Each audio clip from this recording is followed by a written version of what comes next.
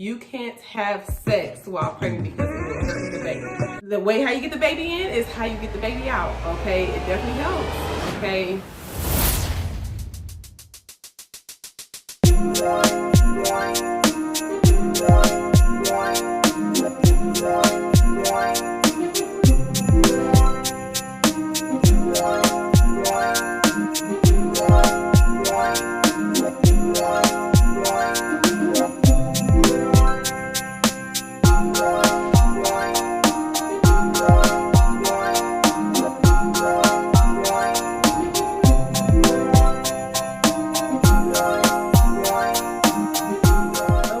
So I hope this lighting is good. Lighting is weird down here on this side of the wall. I don't know. I gotta figure it out. I gotta figure it all out. But anyway, I wanted to go ahead and do my pregnancy misconceptions.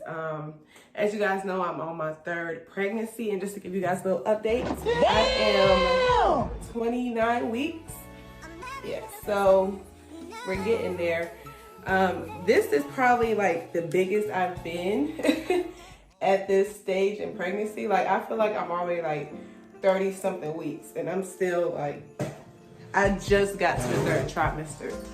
So that's one of my misconceptions. Everyone is not going to be the same size. Everybody's not going to grow at the same rate. It's going to be different every pregnancy. Every woman's body is different. They're built differently. So it's not going to be the same across the board.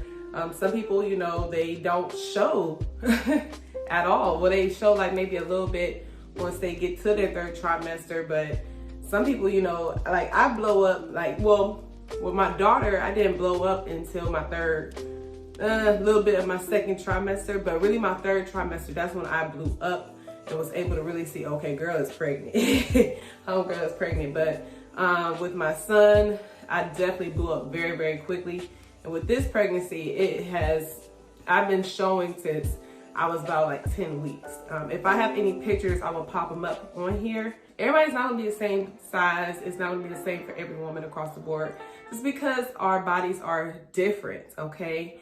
So my 2nd misconception is you're always eating for 2.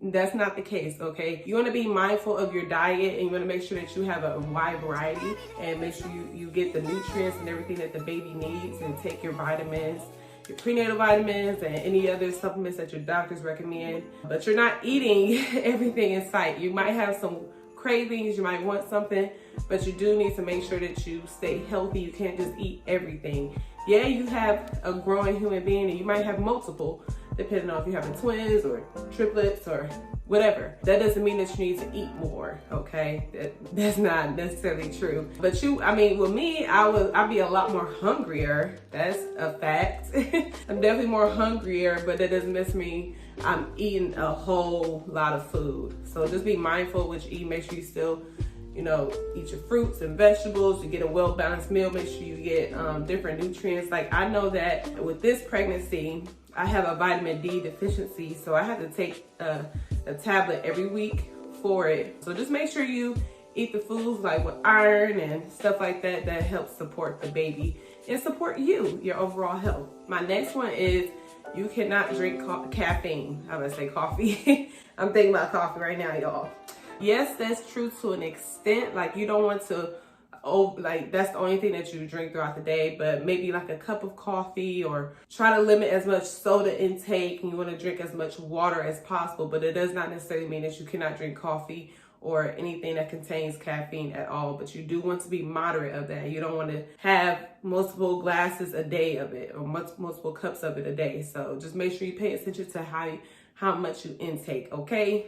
And then my next one is you will have weird cravings. With all of my pregnancies, I never really had like a weird craving. Like some women, that's a good video too. I might do that, weird pregnancy cravings. But like some women like eating like pickles and peanut butter, or just weird stuff, okay? I mean, not necessarily like, it's combinations, weird like combinations. I might have like a jalapeno craving, like when I was pregnant with my daughter, I really craved jalapenos. Like, I really wanted some jalapenos. With this pregnancy, sweets is my thing. It's just different. It's not necessarily everybody's gonna have like that, oh, I have to have this. I haven't had that. I don't know why I think that's from the blondes. Sorry, y'all. Yeah, I necessarily did not have a weird craving, so it's different for everybody across the board. Next thing is morning sickness is only in the morning. Guys, let me tell you, this pregnancy, I was so sick. I was so sick, and what you guys will see, I'm gonna do a like a journey over this pregnancy. I didn't record too much or document too much, but I do have some videos from when I first found out I was pregnant, so I'll be making a whole like labor and delivery journey video where I would include some of that, so make sure you're subscribed and you stay tuned for that. Y'all, I was so sick in the beginning of this pregnancy. Like, I had to stop everything. I was on the couch, not doing anything, throwing up every 5 minutes, couldn't keep anything down. I really had to go to the hospital because I was throwing up so much. I could not keep anything down. I literally had to get some liquids in me because I was really, really dehydrated. And guys, it don't just happen in the morning. It happens literally all day long, okay? It's real. They call it morning sickness, but it's all day sickness, okay? It doesn't just happen in the morning. I wish it did. So another one that is a misconception is eating dairy and peanuts will make your baby allergic. Okay, so let's talk about this because I just, found out my son is actually, allergic to dairy and nuts. That does not necessarily mean it came from my diet when I was pregnant. Each baby is different. It's going to be different.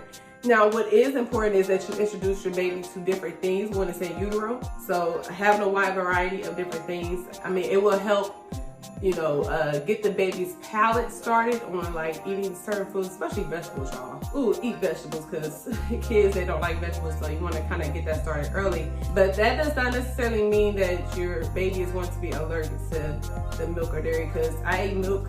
I drank milk.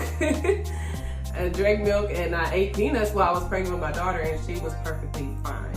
So each child is different. It's not going to necessarily mean that your baby is going to be allergic to those things. So just keep that in mind. My next misconception is creams and serums will prevent stretch marks. It will definitely minimize your amount of stretch marks and stuff, but it won't necessarily prevent them from coming. You can definitely use, different lotions and cocoa butters to moisturize your skin and help the elasticity in your skin so that it grows, but everybody is different. Some people are just want to naturally get stretch marks. Like me, I started out very, very small from when I had my daughter, and then from then till now, my body is completely different. So yes, I do have a few stretch marks. I don't have as many as I thought I was gonna have. I didn't necessarily use cocoa butter and stuff like that on my stomach all the time, not every night. So I didn't necessarily get like a whole bunch of stretch marks. So all I have to say is you don't have to use those things. Your body is going to do what it does. Now, what you can help do is help minimize them.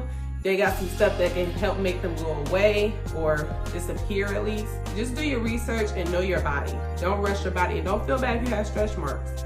Okay, period, because we're doing amazing things as women. Growing the whole human being, like, come on. You can drink a glass or two of wine. Definitely no, okay? I know some doctors will tell you that you can, but personally, I would just say stay away from it because it can definitely affect the baby.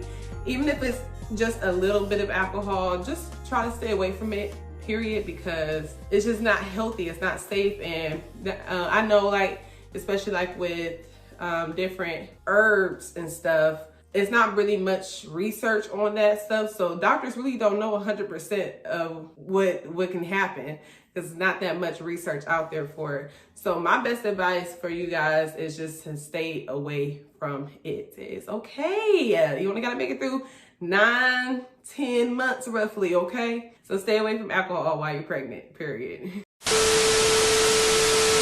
Okay, and my last thing is you can't have sex while pregnant because it will hurt the baby. That's how we got into the situation, right? That's how we got here. So what my doctors recommend, and what my I have a friend, or a big sister, I would call her, that is a doula who helped me out through my pregnancy last time. The way how you get the baby in is how you get the baby out, okay? It definitely helps, okay? Sperm can definitely help the cervix open, and it does things to help the baby come out. It causes contractions. It can start up contractions.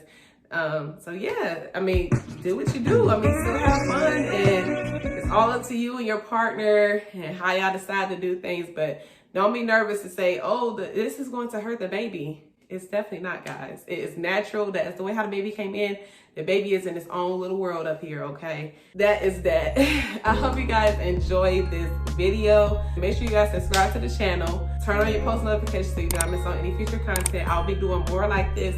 I'll probably do like a labor and delivery misconception video as well.